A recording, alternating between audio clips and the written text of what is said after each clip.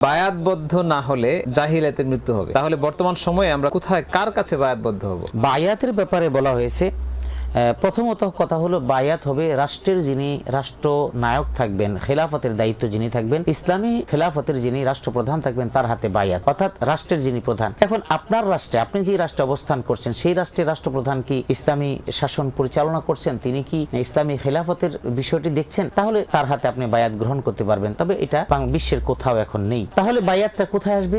এরপরে আসে বায়াতটা। বায়াত মানে কি? বায়াতটা হলো আপনার জীবনটাকে সুচারুরূপে পরিচালনা করার জন্য পদ্ধতি। ক্ষেত্রে যদি রাষ্ট্রপ্রধানের কাছে বায়াত নিতে না পারেন, তাহলে আপনাকে অবশ্যই বায়াত নিতে হবে ইসলামী ইকামতে দ্বীন বা ইসলামী রাষ্ট্র ব্যবস্থা পরিচালনার জন্য যারা কাজ করে তাদের কোনো আমিরের কাছে আপনি বায়াত নেবেন। এটা যদি না হয় তাহলে আপনি অন্ততপক্ষে এমন একজন আলেমের শরণাপন্ন হন, এমন কোন ব্যক্তির শরণ যিনি দ্বীন ইসলামকে পরিপূর্ণভাবে পালন করে। বায়াত মানে কি? তার সংস্রবে থাকবেন এবং তার কাছ থেকে আপনি দ্বীন ইসলাম জানবেন এবং সেই অনুযায়ী আপনি জীবন পরিচালনা করবেন, এইটুকু। তবে রাষ্ট্রপ্রধান যদি ইসলাম সম্মত হয় তার হাতে বায়াত নিতে হবে এবং আমিরের হাতে বায়াত নিতে হবে। যদি একান্ত রাষ্ট্রপ্রধান না থাকে তাহলে ইসলামিক দল এবং ইসলামী দল যারা নাকি ইসলামকে বিজয়ী করতে চায় এমন কোন ব্যক্তি এবং আমির থাকে তার হাতে ন্যূনতম তার হাতে বায়াত নিলে তাহলে অন্ততপক্ষে আপনি বায়াতের ন্যূনতম হকটা আপনার আদায় হবে, যাতে করে আপনি ইসলামের উপর পরিচালিত হতে পারেন ইনশাআল্লাহ।